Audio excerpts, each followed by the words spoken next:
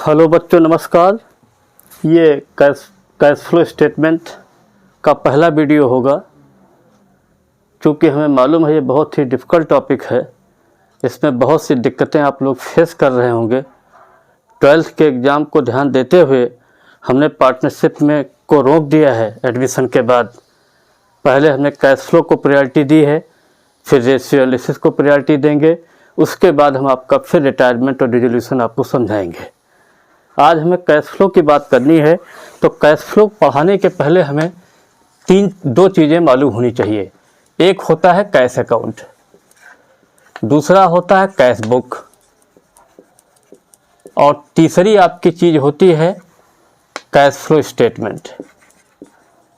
Cash flow statement,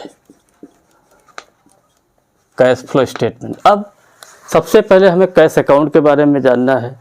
cash account को अगर आप कोई पूछता है तो आप कैसे डिफाइन करेंगे, या कैश बुक को कैसे डिफाइन करेंगे, कैश फ्लो को कैसे डिफाइन करेंगे, ये एक टेक्निकल चीज़ है। अगर आप तीनों चीज़ों को ध्यान से देखें, कहीं कैश अकाउंट लिखा है, कहीं कैश बुक लिखा है, कहीं कैश फ्लो लिखा हुआ है। अगर एक ही अकाउंट से सब काम चल जाता तो इस तीनों टॉपिक की ज़रूरत क्या थी। तो सबसे पहले हम कैश अकाउंट को बताएंगे। कैश अकाउंट एक प्रकार का स्पेशल अकाउंट होता है। इसको हम लोग लेजर में बनाते हैं। आपने देखा होगा कितने पैसे से आपने बिजनेस स्टार्ट किया। मान लिया आपके फादर ने आपको 5 लाख रुपए दिए और आपसे कहा बिजनेस स्टार्ट करिए। आपने बिजनेस स्टार्ट कर दिया। उसके बाद आपका जो है लास्ट में आपके फादर ने पूछा कि आपके पास कितना पैसा बचा हुआ है। आपने बताया कि हमारे पास 10,000 रुपये बचे हैं। तो ये कैश अकाउंट से पता चलता है। मतलब कैश अकाउंट से ये पता चलता है कितने पैसे से आपने बिजनेस स्टार्ट किया और आज की डेट में खर्चा करने के बाद, परचेज करने के बाद, अमाउंट रिसीव होने के बाद क्या मिला, वो कैश अकाउंट होता है। कैश बुक भी एक प्रकार की स्पेशल बुक होती है जो कैश से रिलेटेड जितनी भी समस्याएं होती हैं, जितने भी ट्रांजेक्शन्स होते हैं, जितने भी मॉनेटरी टर्म होते हैं, उन सब को जो है डिफाइन करती है। कैश बुक एक स्पेशल प्रकार की बुक है। मान लीजिए थोड़ी देर के लिए अभी हमने कैश अकाउंट की बात की थी। कैश अकाउंट में क्या था कि आपने कितने पैसे से बिजनेस स्टार्ट किया, आपके हाथ में कितना, वो कैश अकाउंट था। कैश बुक में क्या होता है, आप मान लीजिए आपके फादर ने आपको 5 लाख रुपए दिए थे, एग्जाम्पल वही रखेंगे। आपने बिजनेस स्टार्ट कर दिया, उसके बाद आपने कैश की पोजीशन तो बता दी। आपने बता दिया कि हमारे पास आज की डेट में 10,000 रुपये हैं। ये कैश अकाउंट के थ्रू पता चल गया, कैश बुक के कैश कॉलम के थ्रू पता चल गया। लेकिन आपने कुछ पैसा बैंक में जो है छुपा के रखा, फादर को नहीं बताया। तो आपके फादर आपसे डिमांड करेंगे, भाई ऐसा है, आप कैश की पोजीशन कैश अकाउंट के थ्रू ही बता रहे थे, कैश बुक के थ्रू भी दिखा रहे थे, क्योंकि इसमें कैश कॉलम और बैंक कॉलम बनता है, लेकिन आपने बैंक की पोजीशन नहीं बताई। तो वो अगर आपसे कैश और बैंक की दोनों पोजीशन अगर पता करना चाहते हैं तो उस समय जो बुक मेंटेन की जाती है वो कैश बुक होती है। ये भी आपको क्लियर हो गया बच्चों। इसके बाद कैश फ्लो स्टेटमेंट। इस टॉपिक की क्यों जरूरत पड़ी, मान लीजिए थोड़ी देर के लिए आप बहुत बड़े बिजनेसमैन हैं, या आप अनिल अंबानी, मुकेश अंबानी की बात कर लीजिए।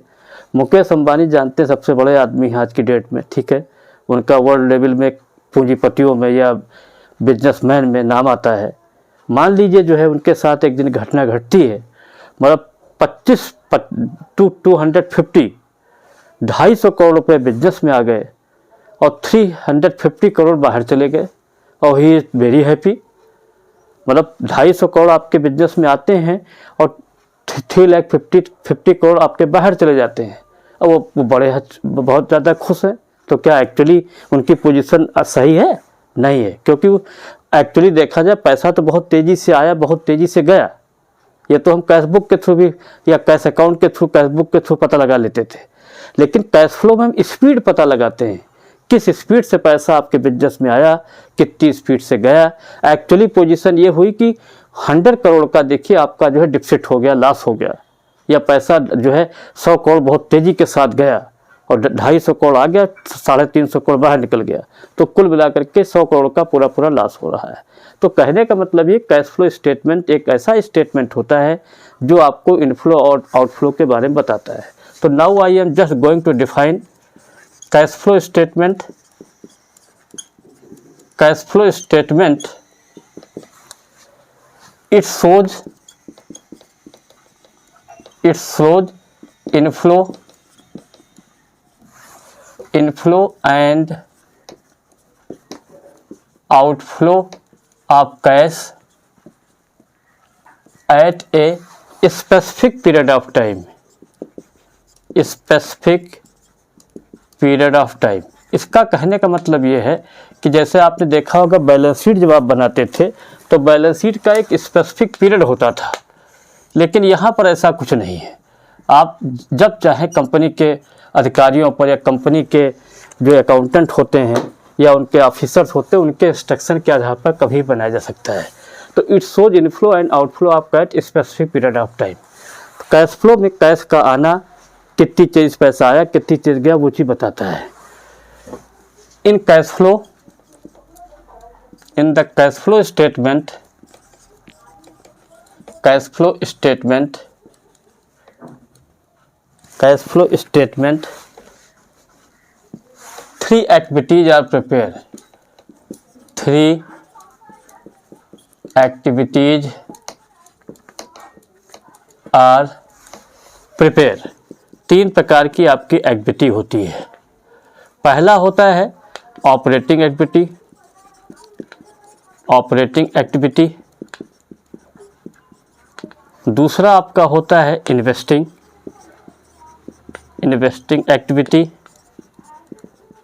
और तीसरी आपकी होती फाइनेंसिंग एक्टिविटी, फाइनेंसिंग एक्टिविटी। अब ऑपरेटिंग एक्टिविटी क्या होती है? देखिए, ऑपरेटिंग एक्टिविटी का मतलब होता है आप जिस चीज़ का बिजनेस कर रहे हैं, मान लीजिए हम साइकिल का बिजनेस करते हैं, साइकिल को खरीदते हैं, बेचते हैं, उसको हम जो है ऑपरेटिंग एक्टिविटी बोलते हैं। तो आप ऑपरेटिंग एक्टिविटी आपकी मेन रेवेन्यू प्रोड्यूसिंग एक्टिविटी होती है। तो इसको हम थोड़ा सा और डिफाइन करेंगे। Operating activity,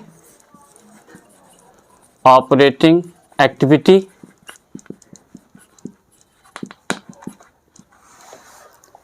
it is main revenue producing activity, revenue producing activity। Revenue का मतलब इनकम। जैसे फॉर एग्जाम्पल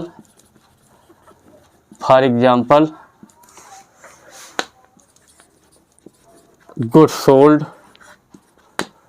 गुड्स परचेज,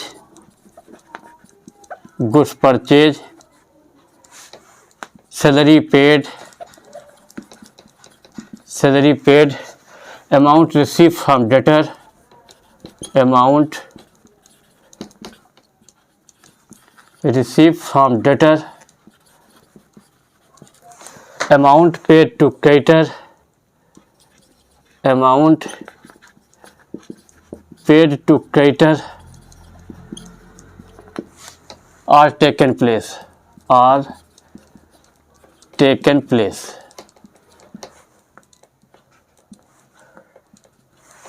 और दूसरा आपका होता है इन्वेस्टिंग एक्टिविटी। इन्वेस्टिंग एक्टिविटी के नाम से ही क्लियर हो रहा होगा कि आप कोई चीज़ इन्वेस्ट कर रहे हैं। Investing activity investing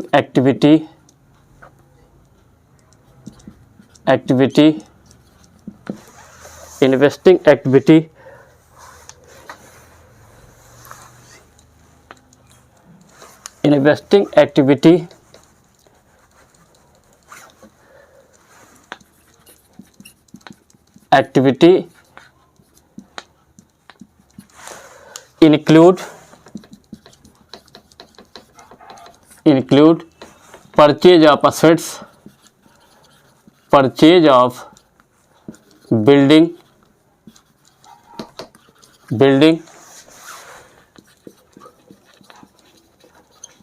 purchase of machinery,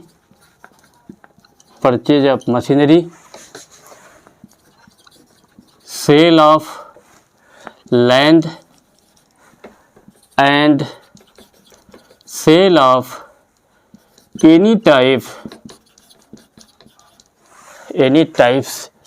fixed assets etc. Etcetera का मतलब होता है इसके अलावा भी कुछ चीज़ें आ सकती हैं। नेक्स्ट आपका आता है फाइनेंसिंग एक्टिविटी। फाइनेंसिंग एक्टिविटी, आप लोग फाइनेंस के बारे में जानते होंगे। एक्टिविटी, फाइनेंसिंग एक्टिविटी क्या होती है आपको बताया गया है, जहाँ से आपको पैसा मिलता है। जैसे मान लीजिए थोड़ी देर के लिए कोई कंपनी है, उस कंपनी को कहाँ से पैसा मिलेगा भाई? आप लोगों को पैसा बैंक से मिल सकता है, साथियों से मिल सकता है, सबसे मिल सकता है, लेकिन कंपनियों को पैसा जो है this activity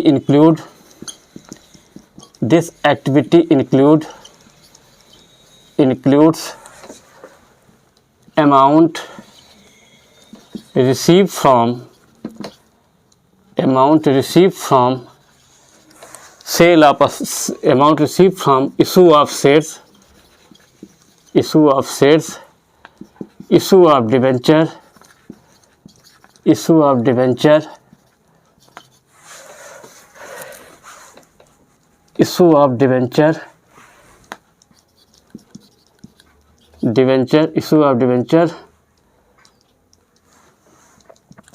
redemption of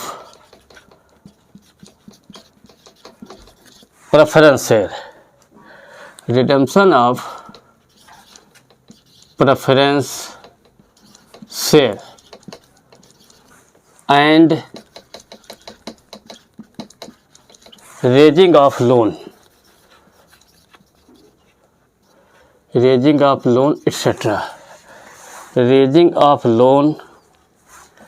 etc. Etcetera का मतलब होता है कोई भी पॉइंट यहाँ पर हो सकता है। रेजिंग ऑफ लोन एटसेट्रा, तो इसमें कोई भी चीज़ आ सकती है। अब आ जाइए cash and cash equivalent.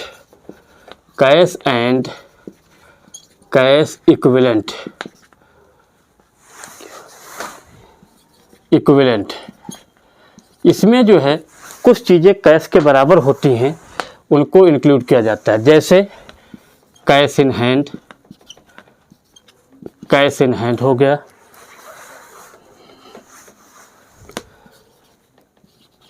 Cash in hand, cash at bank, marketable security, short term investment,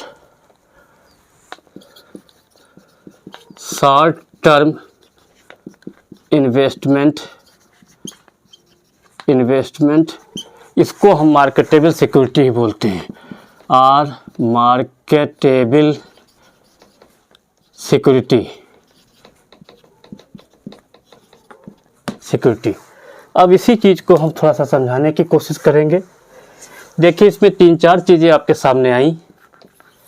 पहली चीज़ ये है, कैश फ्लो आपको समझाने की पूरी कोशिश की हमने, बताया कैश फ्लो क्या होता है। इसके बाद जो है कैश फ्लो में कौन कौन सी एक्टिविटी होती है इसको डिफाइन किया। फिर इसके बाद हमने जो है क्या बोलते हैं आपको तीनों प्रकार की एक्टिविटी को एग्जाम्पल के थ्रू समझाने की कोशिश की। इसके बाद हम आपको थोड़ा सा एक एग्जाम्पल लेते हैं। मान लीजिए थोड़ी देर के लिए हम साइकिल का बिजनेस करते हैं, साइकिल को खरीदते हैं, बेचते हैं, तो आप जिस चीज़ का बिजनेस करते हैं उससे रिलेटेड चीज़ें ऑपरेटिंग एक्टिविटी का पार्ट होती हैं। मान लीजिए हमने साइकिल खरीदा, साइकिल बेचा, वो हमारे लिए ऑपरेटिंग एक्टिविटी हो गई। इसके बाद इन्वेस्टिंग में क्या होगा, मान लीजिए आपने हमसे एक साइकिल खरीद ली, ठीक है, तो आप जो हमसे एक साइकिल खरीद लेंगे जो है, तो वो आपके लिए इन्वेस्टिंग एक्टिविटी हो जाएगी। इन्वेस्टिंग का मतलब होता है असेट्स को खरीदना बेचना। असेट्स क्या होती हैं आपको ऑलरेडी बता चुके हैं, बहुत से वीडियो पड़े हुए हैं। कोई भी चीज़ जो कॉस्टली होती है, रोज़ खरीदते बेचते नहीं, वो असेट्स होती हैं। तो आपने जो साइकिल खरीद ली या उस साइकिल को आपने बेच दिया, ठीक है, वो जो है कंपनी पॉइंट ऑफ व्यू से इन्वेस्टिंग एक्टिविटी हो जाएगी। फाइनेंसिंग एक्टिविटी क्या होता है, मान लीजिए आपकी जो साइकिल की जो है दुकान जो थी या शॉप थी या साइकिल का जो शोरूम था, वो आपका पहले जो है गोमती नगर में हुआ करता था, फिर आपने हजरतगंज, डालीगंज, फिर आपने Gonda, Bahraich, Calcutta, Bombay, Ahmedabad, so many city में अपनी ब्रांचेज खोल ली। अब वो जो आपकी जो शोरूम था वो जाकर के कंपनी में कन्वर्ट हो जाएगा। जब कंपनी में कन्वर्ट हो जाएगा तो कंपनी अपने शेयर्स मार्केट में इशू करेगी। लोन लेना होगा डिबेंचर इशू करेगी। और उसके अलावा मान लीजिए आप जो है प्रेफरेंस शेयर क्या होते हैं, जिनको हम प्रायोरिटी देते हैं जब कंपनी बंद होती है, उनका जो पेमेंट पहले किया जाता है, प्रेफरेंस शेयर होते हैं। इक्विटी शेयर्स क्या होते हैं, ओनर्स होते हैं। तो कहने का मतलब ये कि कंपनी को कहाँ से पैसा मिलेगा, शेयर्स के थ्रू मिल सकता है, डिबेंचर के थ्रू मिल सकता है। रिडेम्पशन का मतलब पेमेंट करना, आपने प्रेफरेंस शेयर का पेमेंट कर दिया, रिडेम्पशन कहलाता है। इसके बाद तीसरी जो सबसे महत्वपूर्ण चौथी चीज़ आती है कैश और कैश इक्विवेलेंट। जब आप सवाल लगाते हैं, जब कैश फ्लो का लास्ट स्टेज आती है, तो वहाँ पर हम एक चीज़ लिखते हैं कैश और कैश इक्विवेलेंट में क्या क्या चीज़ें आती। कैश इन हैंड आता है, कैश एट बैंक आता है, शॉर्ट टर्म इन्वेस्टमेंट आते हैं, इसका दूसरा नाम मार्केटेबल सिक्योरिटी होता है। तो इस तरीके से हमने आपके इस टॉपिक को जो है डिफाइन करने की कोशिश की।